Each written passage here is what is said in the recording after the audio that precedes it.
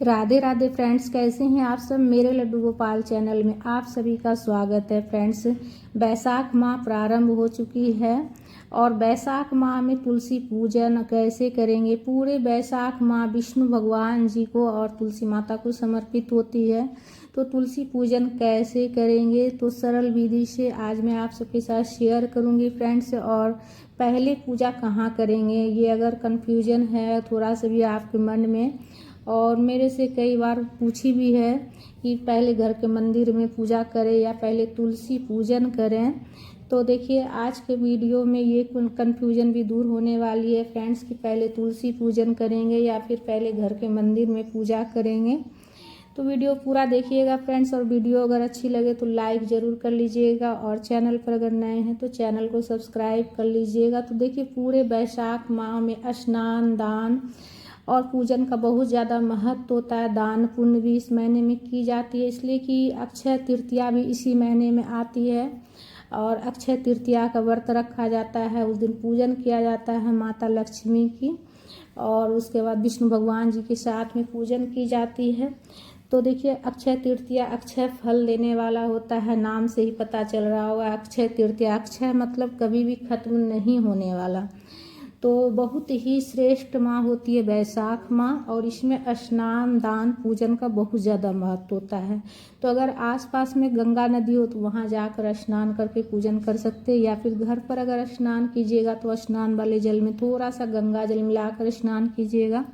सुबह जल्दी, जितना जल्दी हो सके उतना जल्दी उठकर पूजन कर लीजिएगा। दीप दान पूजन का बहुत ज़्यादा महत्व होता है फ्रेंड्स। तो सबसे पहले तो देखिए शुरुआत वाले दिन ही जो है तुलसी का गमला थोड़ा सा जो है ना उसका थोड़ा सा छूट रहा था पेंट, तो मैं उसे गेरू से लीप दी हूँ और उसके बाद हाथ धोकर जल चढ़ा रही हूँ। स्वच्छ जल में गंगा जल मिलाकर तुलसी में जल चढ़ा रहे हैं। तो सुबह जितना जल्दी आपसे हो सके उतना जल्दी स्नान कर लीजिएगा, कोशिश कीजिएगा 5-6 बजे तक पूजा कर लें, ठीक है। और अगर नहीं हो पाता है तो देखिए कोई बात नहीं, 8 बजे तक भी पूजन कर सकते हैं, लेकिन दीप दान जो है ना आप शाम में कर लीजिएगा। सुबह दीपक प्रज्वलित करके आरती कर लीजिएगा। दीप दान जो होती है वो अंधेरे में की जाती है। तुलसी में प्रतिदिन शाम में दीपक प्रज्वलित करनी चाहिए। और देखिए अक्षय तृतीया भी इसी महीने में होती है, और ये पूरा महीना जो होता है विष्णु भगवान जी को समर्पित होती है, तुलसी माता के समर्पित होती है। तो देखिए जो है ना ये महीने में अगर आप तुलसी माता के साथ साथ अगर आप विष्णु भगवान जी के पूजन करते हैं तो बहुत ज़्यादा विष्णु भगवान प्रसन्न होंगे, इसलिए कि विष्णु भगवान जी जो होते हैं वो तुलसी माता के बिना कोई भी चीज़ ग्रहण नहीं करते हैं। अगर आप विष्णु भगवान जी के पूजन करते हैं तो तुलसी के बिना वो पूजन भी ग्रहण नहीं करते। अगर आप पूजा में तुलसी पत्ता नहीं चढ़ाइएगा या फिर भोग चढ़ाइएगा, भोग प्रसाद जो भी चढ़ाइएगा, अगर उसमें तुलसी पत्ता नहीं दीजिएगा तो विष्णु भगवान जी ग्रहण नहीं करते हैं। लेकिन अगर आप जो है ना तुलसी माता के साथ साथ विष्णु भगवान जी के किसी भी रूप की फोटो हो, प्रतिमा हो, आप तुलसी माता के साथ में अगर आप पूजन करते हैं तो विष्णु भगवान बहुत ज़्यादा प्रसन्न होते हैं। इसलिए कि दोनों की पूजा आप अगर एक साथ करते हैं तो बहुत ज़्यादा प्रसन्न होते हैं, और तुलसी माता भी बहुत ज़्यादा प्रसन्न होती है अगर आप विष्णु भगवान जी के साथ में उनका पूजन करते हैं।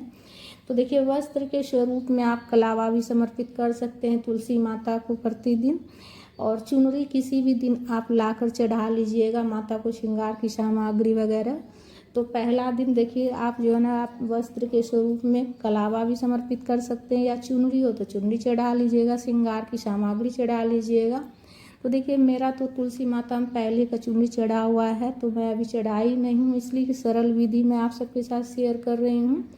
तुलसी पूजन मैं जो ये अक्षय तृतीया वाले दिन तुलसी में चढ़ा दूँगी, तो इसीलिए से अभी नहीं चढ़ाई हूँ। तो किसी भी दिन आप चढ़ा सकते हैं, तो अक्षय तृतीया वाले दिन भी चढ़ा सकते हैं माता का श्रृंगार की सामग्री।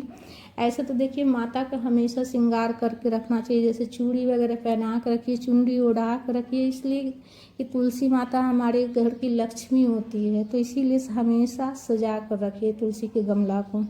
उसके बाद पूजा में दीपक भी प्रज्वलित कर लिए, तुलसी के गमला में भी सिंदूर से टिक दिए हैं 5 बार, माता को भी सिंदूर लगा लिए हैं, और विष्णु भगवान जी को, शालिग्राम भगवान जी को वस्त्र के स्वरूप में कलावा समर्पित कर लिए, जनेऊ समर्पित कर लिए, पुष्प चढ़ा लिए हैं, पीला वाला चंदन से तिलक भी कर लिए हैं, दीपक का भी पूजा कर लिए हैं। जो भी फूल माला प्रतिदिन आपको मिल जाए चढ़ा लीजिएगा।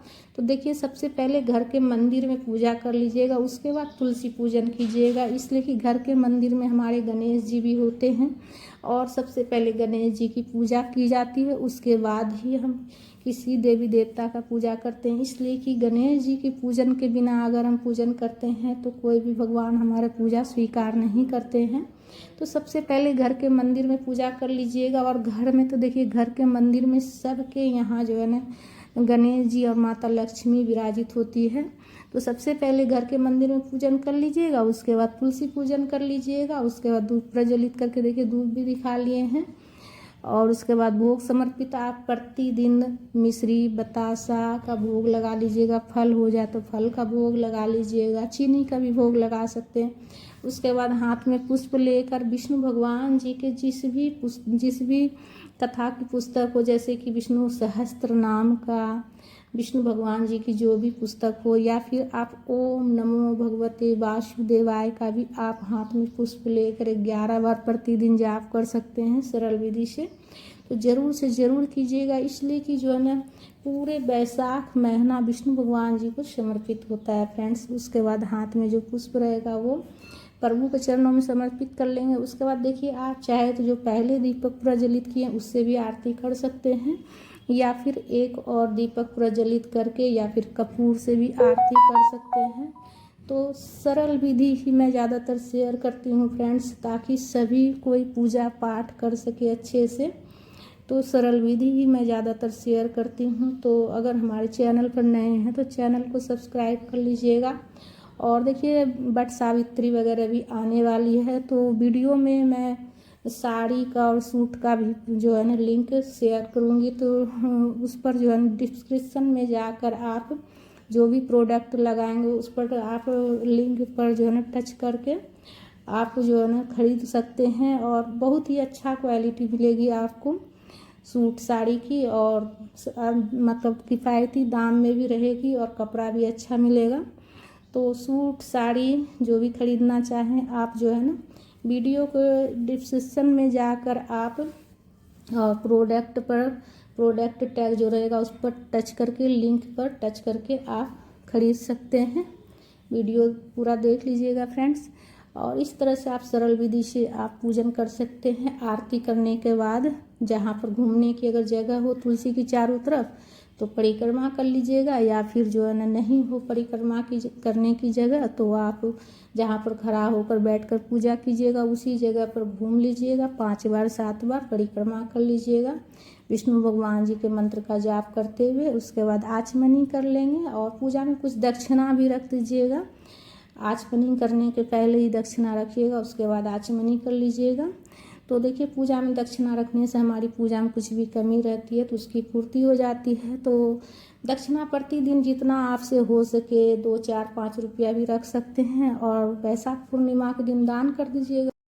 किसी पंडित ब्राह्मण को आप पूर्णिमा वाले दिन दान कर दीजिएगा, इसलिए कि बैसाख महीने में दान पुण्य का बहुत ज़्यादा महत्व होता है। अगर आप प्रतिदिन दान नहीं कर पाते हैं तो पूर्णिमा के दिन दान जरूर से ज़रूर कर लीजिएगा, या फिर अक्षय तृतीया के दिन भी दान कर सकते हैं आप।